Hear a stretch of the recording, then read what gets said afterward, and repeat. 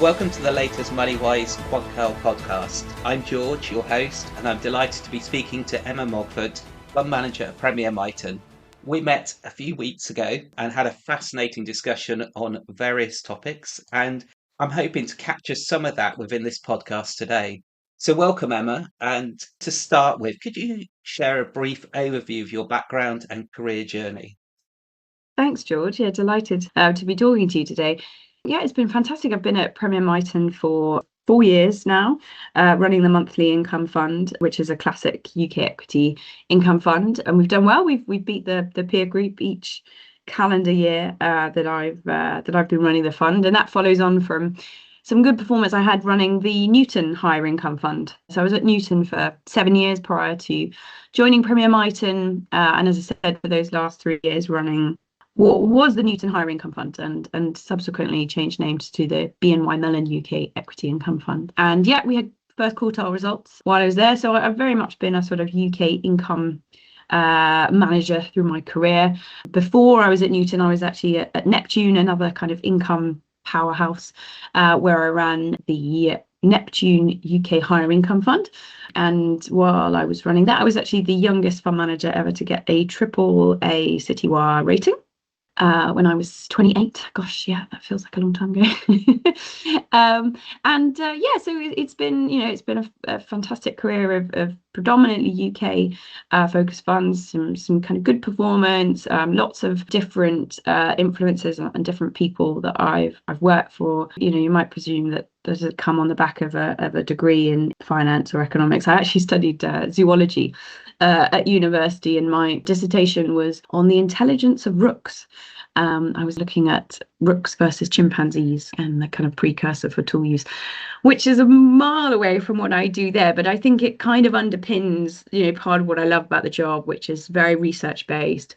I love learning about new companies. I get to meet with the most amazing people in my research. I'm interviewing the CEOs of, FTSE 100, FTSE 250 companies. I meet specialist analysts from investment banks who know their sectors. Very deep knowledge, deep passion for it, and yeah, I think it's the best job in the world. It's a real kind of blend for me of that scientific research, that interest in behavioral finance, combined with all the stuff I picked up at Neptune and Newton in terms of running money, best idea portfolios, and with a level of discipline to deliver good outcomes. I was going to ask you some questions around the sort of strategy and income and growth and the yield debate, but I think just listening to you talking about your degree and that side of things and the sort of research, and it kind of leads really nicely onto another question I had written down sort of further down the line, which is I know you've created this owner's manual and I have read it. and I'd just be really interested to explain for you to explain why you developed it. And I guess there could be some sort of skepticism that it's just a marketing tool. So it'd be really interesting just to kind of get your background as to what it is, what it does, why you've done it. Yeah, no, absolutely. I mean, there are two other managers out there who have an owner's manual, and that's Warren Buffett and Terry Smith. So I felt I was in good company, and then sort of both kind of inspirations as in the industry. So why have they done it? Why have I done it? I think the key is to understand that as a fund manager, you can't be good at everything. If you look at all the great fund managers there have been through time, no two fund managers have the same approach, the same process or philosophy. But the great ones, what they've done is they've recognized what they were good at and they've stuck to it. Through different market conditions, they've recognized what their skill was and where they did best in the marketplace. And so for me, the owner's manual is really, it distills down where I identify the best opportunities in the market, where I'm seeing mispriced securities, which is quality companies that pay an income. But I think it's also about a structure within which to make investment decisions. Because if you think about what a fund manager does, at the end of the day, it's all about good decision making.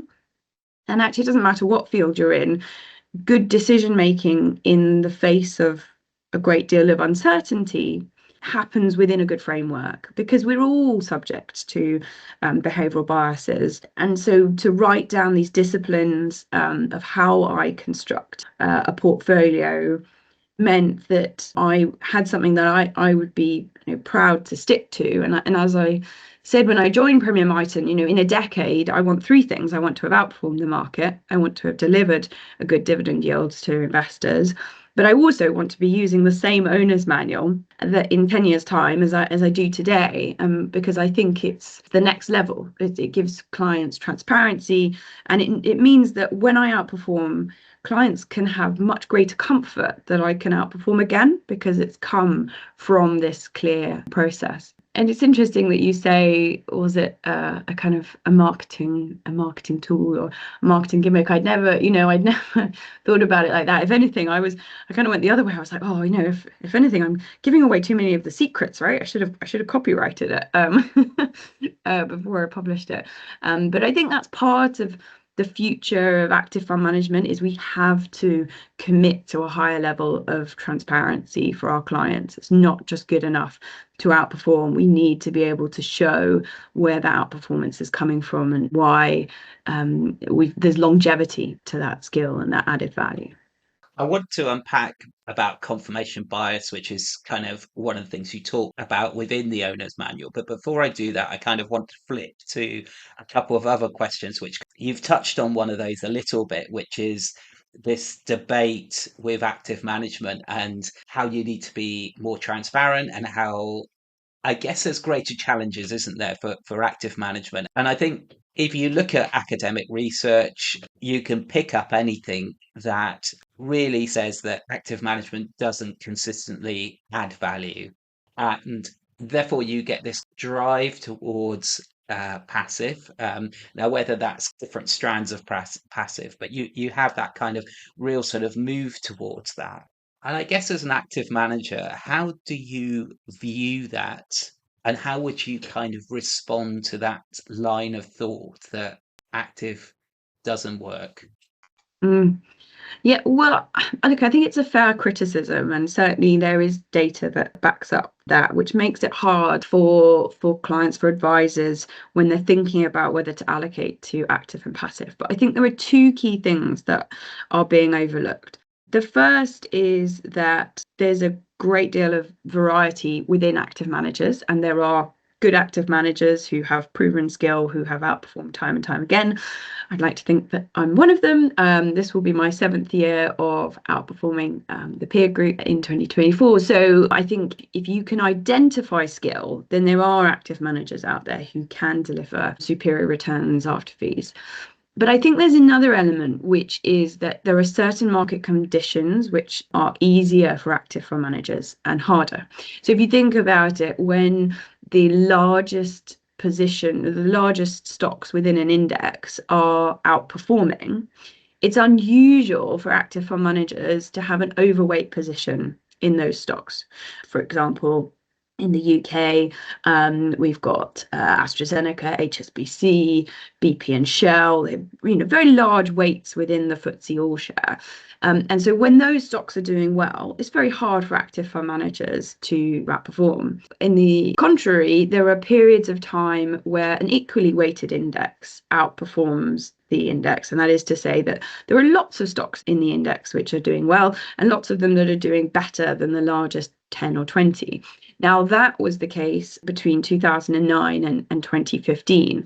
That was when equally weighted index did better than the market cap weighted. And that's the sort of environment where managers have got plentiful opportunities to outperform. But since 2015, we've been in this environment where the large caps have outperformed, and it's been a much harder market to outperform in. I think it was, 2 years ago in the UK, I think 85% of active managers underperformed, and only 15% outperformed. We were in the 15%, which was nice. But it was a really hard market to beat, because at the time energy was doing really well. So you just had this kind of big run up in Shell and BP, and that was very hard for active fund managers to outperform in. But what you find, and I love looking back over financial history, if you look back over the last 50 years, there are cycles. So we've just been through this period where large caps have had a big period of outperformance, and it could be that we're going to move into an environment actually which is easier for active fund management if large caps aren't the only thing in town that's outperforming.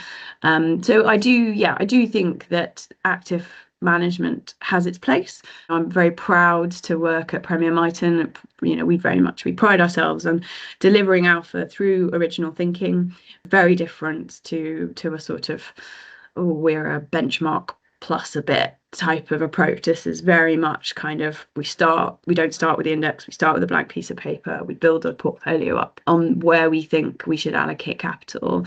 And I think that sort of active fund manager will be seen and held in a higher regard in the future. Our value will be recognised in delivering higher returns and creating efficient capital markets. But we probably need a little bit more consolidation in the marketplace, so that it's just the very kind of high quality active managers out there. And potentially the environment could get easier as well, and then active management will come back to the fore. And I guess pushing on that point a little bit, and I do understand that if you've got small elements of the index that drive that index, it becomes much harder to beat it. And the US is probably a classic example of that.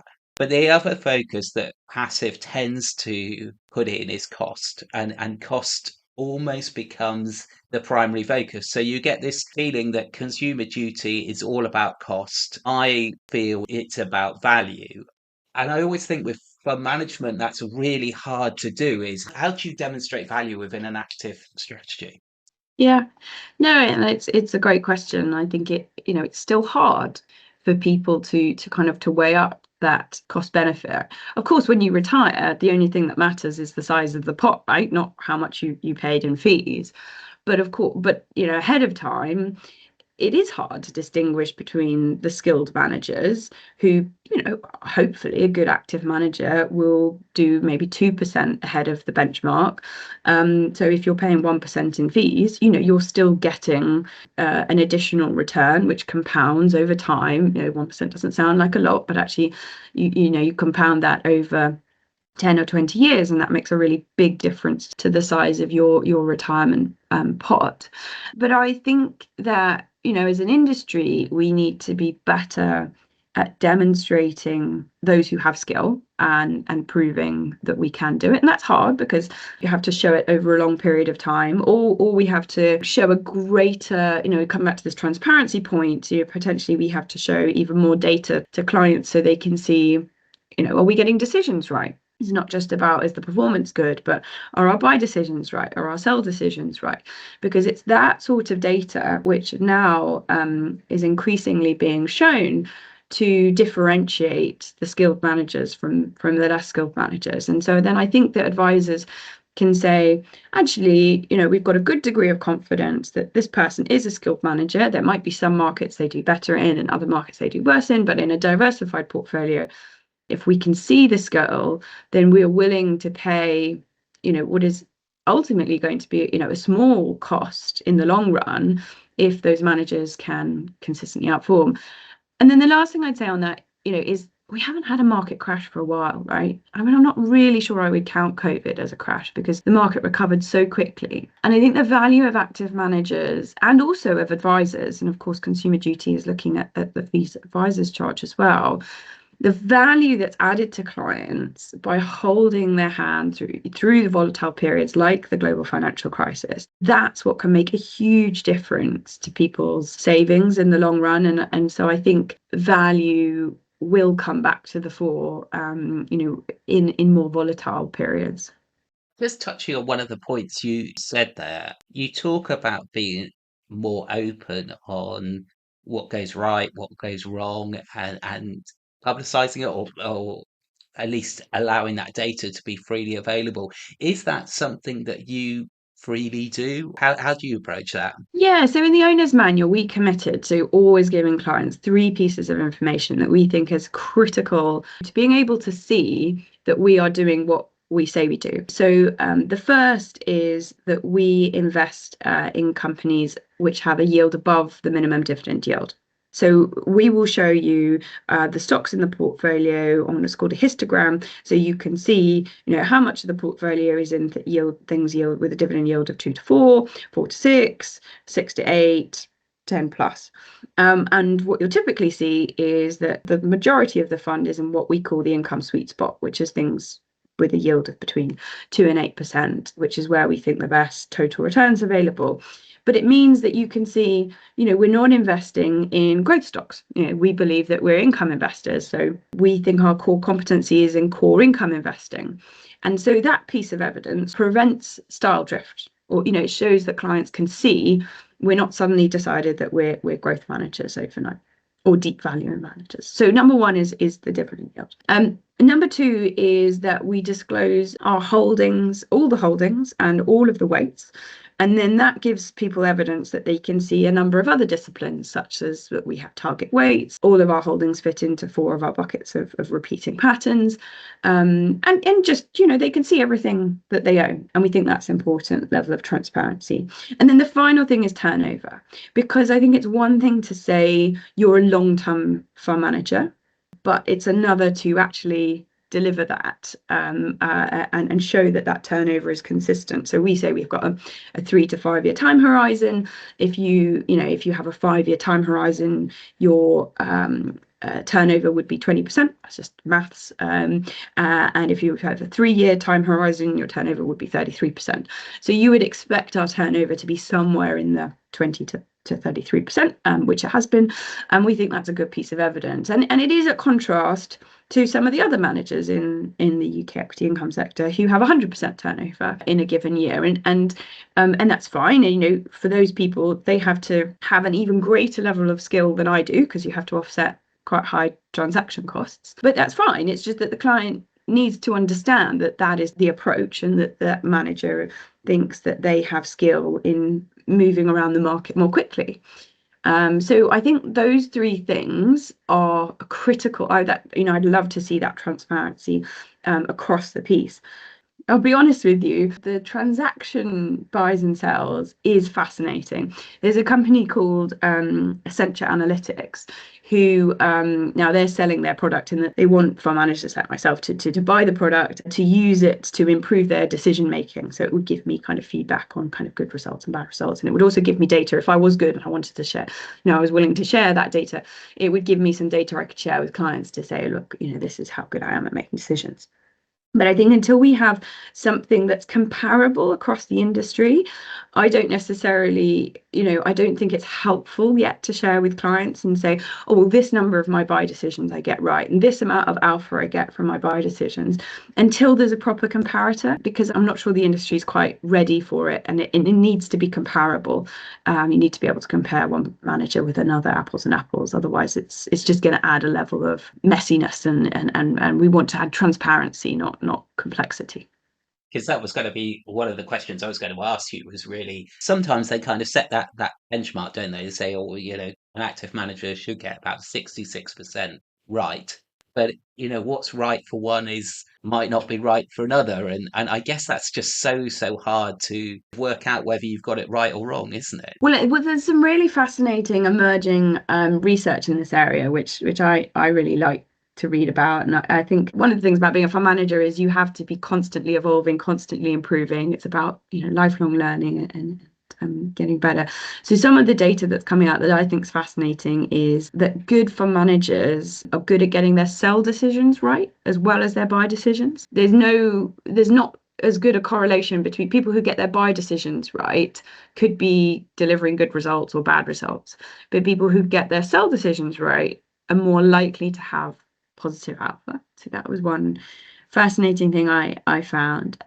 The other thing is, it's not just about the number of decisions you get right, it's about how much you lose when you get a decision wrong. That also seems to be a really important component in differentiating between good fund managers and bad ones. And that kind of comes back to something I talk about in the owner's manual, which is this asymmetry of risk. So what you really want from a good investment decision is one with good upside but limited downside. And I think that if you look at every investment in a portfolio in that context, then you can construct a portfolio on the whole, which has a lower downside. And as you know, the great Warren Buffett quote says, you know, the best way to make money is not to lose it in the first place. So it's interesting. There's a lot of emerging data, but I think there probably needs to be more research and, as I said, more consistency of data from the industry in order that clients can better identify skill. One of the questions, I've got a couple of questions here which kind of lead on from that. And then I want to go on to confirmation bias because I think they kind of fall nicely into that. One of the first questions is around income and growth. And I think we've got this kind of real, I don't know if it's a dilemma, but it feels like it is that people almost compare the two. And so growth always outperforms income. And you've kind of indicated that like they're not apple for apple, but it still has that kind of why would I go into income when it's not going to perform as well? So there must be a challenge within that. So how do you tackle that? Because it's almost like income has become, it's like people just don't want it. So there must be a challenge within it, and it must be difficult for you sometimes to face that. Well, look, let's talk about income strategies as a means for delivering total return. Because I think that's what we're talking about here when we compare it to growth strategies. So obviously there are some people who want to just take a level of natural income off their equities, and that's great, and income funds do a good job of that. But for those people who aren't ready, they're not in drawdown, they're looking to accumulate their wealth, and so they're saying, well, why would I own income as a strategy for total return? And I think there's some fantastic data which I got SocGen to run for me, which was looking at the return from stocks based on their starting dividend yield. And they've got a database going back over 30 years, and it's a global universe. And so they took the starting dividend yield and then the subsequent 3 years return. And what they found was that stocks that had a dividend yield of 0 to 1 or 1 to 2% at the start of the period underperformed things that had a dividend yield of 2 plus. And so you naturally kind of go, oh, well, that's interesting, because actually you think of growth strategies of being in that 0 to 2% type of, it's the more expensive stocks, it's the ones that are not yet throwing off enough cash to pay big dividends, that kind of thing. But to me, it makes a lot of sense because that is the most expensive part of the market. That is the place where the highest expectations are. Now, of course, it is possible to be a growth manager and to outperform the market, and there's a wide kind of error bar within that. So people who are skilled in that area absolutely make money, but it's just a harder part of the market to play in. The other part of the market is stocks with a dividend yield of above 8%. And again, that's where you see lower returns than in that kind of income sweet spot of things yielding 2 to 8. And again, this sort of makes sense to me. Things that with a dividend yield of above 8%, this is your more deep value, maybe troubled businesses, companies maybe where they have to cut their dividend. And I think in the past, income has got a bad name because many managers have been they've listened to the sirens. They've been drawn into those kind of greater than 8% yields and thought, oh, this is a great place to make good total return. When actually it's it's a really hard, it's not impossible, but it's just much harder to make money. So why is it then that people think of growth as being better than income, given that the data backs up that actually if you have, not high income, but sort of sensible level of income, you're getting good total return? And I think for me, that comes back to this sort of behavioral bias of thinking that sales growth is the key to good investment returns. The truth is it's a bit boring. Actually, what you need to do is you have to grow sales while holding on to a decent margins. So basically, you have to have a competitive advantage. You need to have barriers to entry, kind of back to Porter's five forces, and you also have to be able to grow those sales at your good margin without having to spend too much money. So you're not having to build new factories, new shops, spend loads on advertising. And that comes back to return on invested capital, which I think is the critical metric that has been shown over time to be linked to good shareholder total return. So, it's not as sexy as growth, but it's fundamentally where the good returns are. And then I suppose just, the final point on that is, 20 years ago, we were quite happy when we were like, I could get 4% dividend yield, then my company only needs to grow their profit by another 4%. And I got 8% total return, happy days over the really long run. That's what equity markets have delivered. You get your 8% per annum. You just need to pick stocks that are either their PE rating will stay stable, or maybe they're a little bit cheap and it will increase, and then you get more than 8%. You only need, mathematically, you only need 7% per annum to double your money every decade, right? So I think in the past, we were quite happy with that kind of matrix. But obviously the last 15, since 15 years since the GFC, really, we have seen this sort of supercharged markets, particularly the US, which has been delivering more like 12% per annum returns. And so I think people have got a little bit, well, should I say greedy? Is that too strong? But they just sort of think, oh, well, that's the kind of returns I'm going to get. So actually income, falls into insignificance. It's like, well, I don't need to care about the income part of my total return. But actually, if you look back to the 1930s, in each decade, income is made up on average over 60% of total return. Like, it's a really fundamental, important part of total return.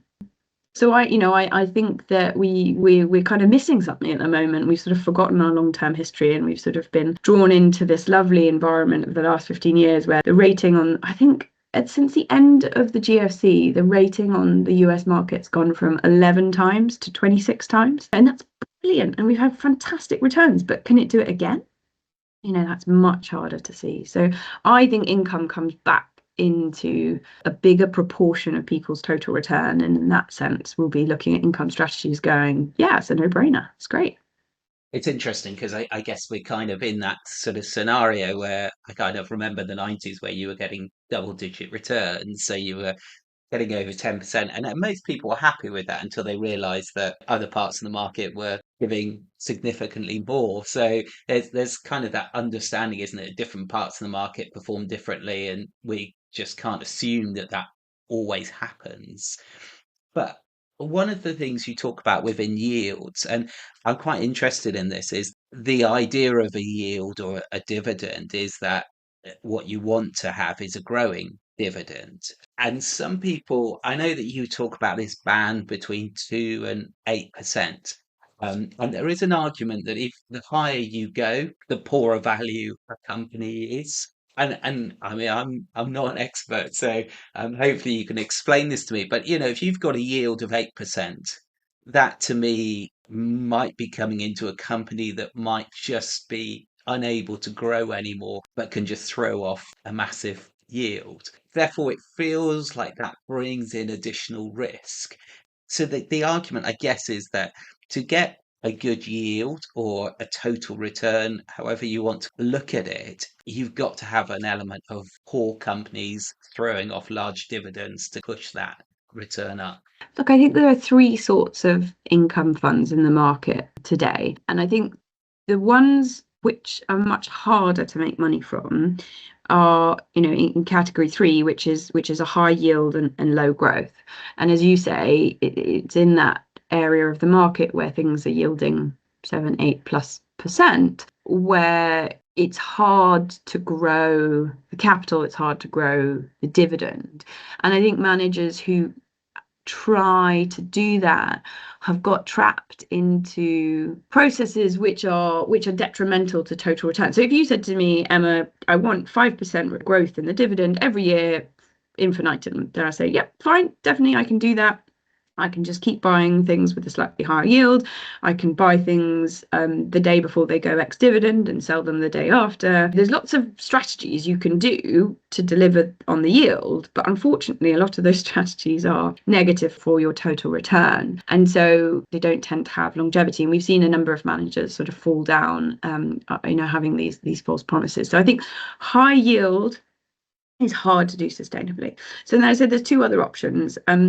Option one would be to run a low yield, high growth. And actually you see they're not in the UK equity income sector as determined by the IA. They fall into the IA all company sector, but they still have income in their name. And these funds, maybe yield 2, maybe 3%, and they've done quite well. And I think coming back to this idea of dividend growth has been an attractive place to be. They focused on what's called the kind of dividend aristocrats, so companies that have grown their dividend for over 20 years. Now, I think you have to be confident in the manager's skill in that type of investing because it is different to what I would do, I say. And I think you have to be a little bit cautious that in the last 15 years, that style of quality growth has done particularly well. So with our low interest rates since the global financial crisis, it's been a particularly good tailwind to those types of funds. And maybe the next decade looks a bit different, but less dangerous than option three. And then you've got option two, which is, what I call the kind of Ron Seal income fund. It does what it says on the tin.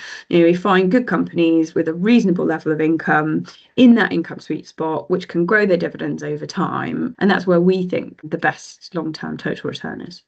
So with that middle bit, is it fair to assume that those dividends should increase each year Yeah, I or think so. not? I mean, that's been our experience since I took over the fund at the end of 2020. We've increased the dividends on the fund each year, and certainly we see some pretty impressive dividend growth underlying in the companies that we invest in. So yes, I think within the sweet spot, absolutely potential for dividend growth over time. One of the conversations I know when we met that I was really interested around was behavioral and confirmation, particularly confirmation bias is, and some of these questions, obviously, I've talked to you about passive versus active, value versus cost. We've talked about kind of income versus growth. And there does appear to be this polarization of views. And it seems that we almost are unable to debate, discuss. And I know that you talk about this within your owner's manual. So I'd really like to get your take around this and how you feel, and how kind of, yeah, I guess with what we've discussed is how that all falls together. Yeah, absolutely. Yeah, so confirmation bias is, it's about how our brains seek out evidence to support our point of view, and we ignore conflicting information.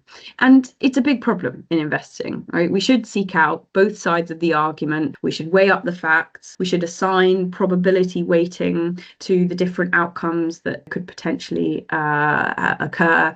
And only then can we really identify this asymmetric investment, which I was talking about, with good upside, less downside. But it sounds a bit boring, doesn't it? That's, because it is a bit, right? It's much more fun to have an idea, find some evidence that supports, and pile in.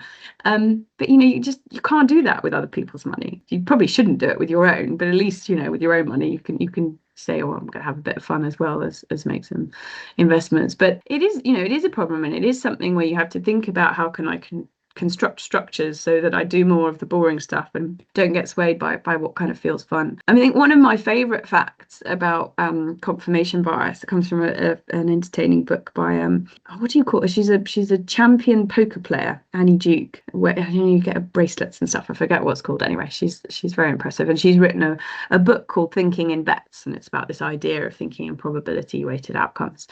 Anyway, she talks about confirmation bias and this misconception that you can outsmart it. Because you think, oh, clever fund managers, they don't succumb to the stories, they don't fall in love with their investments, they aren't swayed by the persuasive CEOs. Wrong.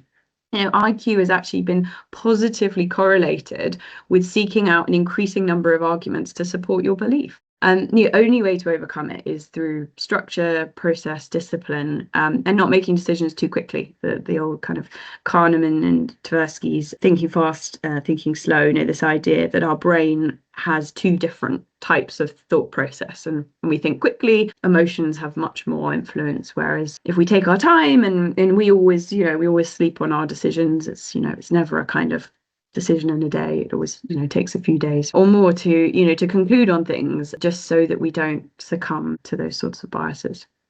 Do you think that confirmation bias is becoming dangerous element of where everything is going? And I'm not saying whether active is right or passive is right or its cost or its value, but there does feel, I guess what you were saying is we're almost getting wired that we have to go down one route. And it just feels incredibly dangerous that we go down that route. I guess we're going to kind of leave this question really within your key takeaway, but I'm going to pull it out anyway. But I guess that's a real danger, isn't it? Is that if we go, I want to go into passive and I want to go into a global fund, a confirmation bias can create risks, can't it? I mean, I think that the rise of passive has been fantastic for investors as a way of accessing the market cheaply.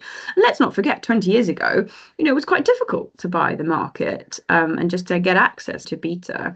People typically did it through fund managers. So I think passive has been a good invention, and it does allow people a cheap way to access the market. But it's always been my belief that there would be a natural ceiling on the proportion of the market that would go passive. At some point, when the market is so full of passive investment, you start to create more market inefficiencies. And then your active fund managers suddenly have a huge host of opportunities. And then suddenly their returns start to be outsized relative to your passive, and the pendulum swings back.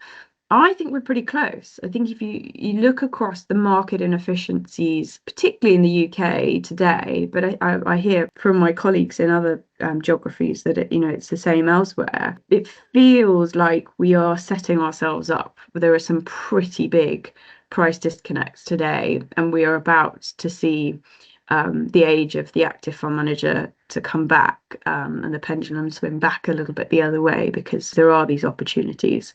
But it takes time, and it takes the market not just buying one thing to appreciate, for price realization to occur. But yeah, it's my belief that will happen. But in the meantime, if we can still outperform the market, even when large caps are outperforming, and even when the inefficiencies aren't closing, then we're happy, and the day will come when those outperformance is even more outsized.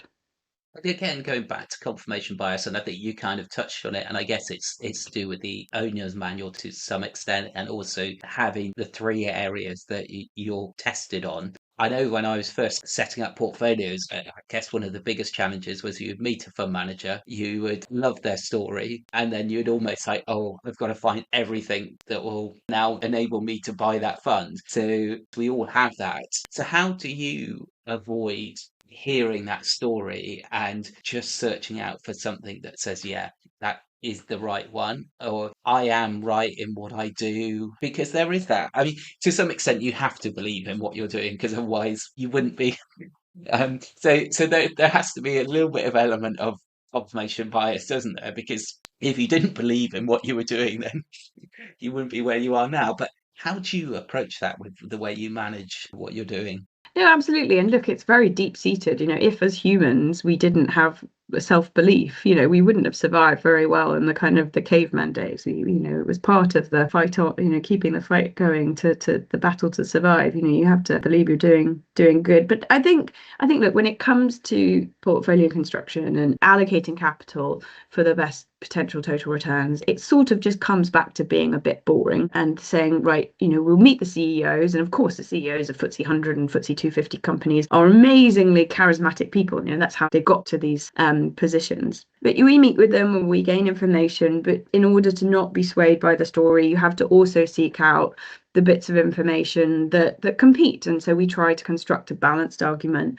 and then we start to assign probabilities and say, okay, well, there's this potential blue sky outcome, and there's a probability that we'll assign to that, but there's also a downside scenario where maybe the macro doesn't go their way, or maybe this new project they're doing doesn't work, or and so we always have sort of a bear case, a base case, a bull case, and in that way we can think with a more rational consideration. And so I suppose what I would say to advisors, it's the usual thing. It's have a diversified portfolio where you don't have, you're not putting all your eggs in one basket, be it one geography or one style of investing. It would be, think about different scenarios, even if everyone's sort of telling you, or the economy or the market is sort of headed in this one way. Try to think about, you don't have to think about black swan events. No one saw COVID coming. It was very hard to see how bad the GFC would get before it happened. But it's just putting those outside events into your model and saying, well, hang on, look, we know that extreme things happen more regularly than economists put into their model. And if that does happen, how is my client's wealth affected? I think income, actually, one thing that is really interesting is the FCA's new move into central retirement planning and making advisors think more carefully about where the income's coming from, how the income's generated in different scenarios. Because I think there has been a move to unit encashment to selling bits of fund to meet clients' requirement for cash. And that has worked very well in this steadily rising market. But of course, what we have to think about is we have to be careful that we don't construct portfolios for clients that if there is a market drawdown, we're having to sell units in funds, when the market's on its knees, and then you don't benefit from the subsequent recovery. So I think there's sort of a bit of pressure from the regulator as well to think about this greater range of scenarios and how we construct the best client portfolios. Sorry, that Brilliant. was a long-winded answer, George. No, it was brilliant. And all of this has been really interesting. And I could carry on and ask so many questions, but I'm kind of conscious how long we've spoken. And I think we've kind of talked about, I mean, I said the conversation that I was so fascinated about was this confirmation bias and how cost and value and active and passive all comes into it. And I think you're absolutely right. It's having that broader view. It almost gives you a richness, doesn't it? It's that if you listen to different people's ideas, it's not necessarily that you agree with them, but you learn from it. And I guess it's about learning, it's constantly learning. And, as we kind of come to conclude this, I always like asking kind of like a key takeaway. And I think for you, the way I've kind of phrased it is if you could leave the people that are listening to this with a key insight or a piece of advice, what would that be? Yeah, look, it's been a fantastic conversation, and I think I've got across hopefully that active fund managers, can add value, can deliver better returns over the long term. We haven't had a chance to talk about ESG, but obviously there's also that stewardship piece that we bring to the table as well. And so the good fund managers do represent great value, even if we cost a little bit more, and we can make a meaningful difference to people's retirement savings. I think there's one pressing concern for investors today, which is diversification. A lot of clients are invested in global equity funds, and they have a sense, because of the name, that they are globally diversified. If you look at a global index today, it has well over 70% invested in US equities, and indeed over 20% invested in just 5 technology names last time I checked. So the sort of diversification that people might imagine that they're getting from a global equity fund might actually be quite different. That the reality is different to the perception. And I think that is dangerous. And we've seen that in the past. And people have felt very let down by our industry when they've had this misperception, and I don't want that to happen again. So I think we need to all be asking questions about, have we got the right level of equity diversification, particularly at a time when the US equities are expensive. They're at an all-time high in terms of valuation, both relative to history. They're up at kind of before sort of pre dot-com bubble level. They're high relative to other geographies like the UK and Europe, which are much cheaper. So I know I would advise people to look at, could they do their own regional diversification, have a UK fund, have a Europe fund, have a US fund. If you're happy to buy US equities today, absolutely do it. But what I don't want to happen is for US equities, to fall and that to affect global funds and people to say, hang on, I didn't realize that I was so exposed to those technology companies, to the Magnificent Seven, as they're called. So yeah, look, I'm a big believer in the UK today. I think it represents fantastic value in the large cap space. You can actually get really good geographic diversification in terms of sales. So if you look through where your FTSE 100 companies earn their money, it is across the globe. So I'm a big believer in that. As we've talked about, I'm a big believer that harnessing your behavioral biases and constructing disciplines and having a process, which means that, you can identify the best investments is the way forward. And that's why I've got, a large personal investment in my own fund. And I think there's a lot to like about the UK and in disciplined investment today. Thank you so much. And I like the fact that your journey started kind of with a degree in zoology. It almost gives a human aspect to the fact that there's a different side to it and that kind of science that goes into it. And for me, it's been as fascinating and insightful as it was when we met. So I really thank you for that. Anyone who's listening today, if they want more details on Emma and the funds that she manages, then you can visit premiermighton.com. Thank you very much for listening to this podcast.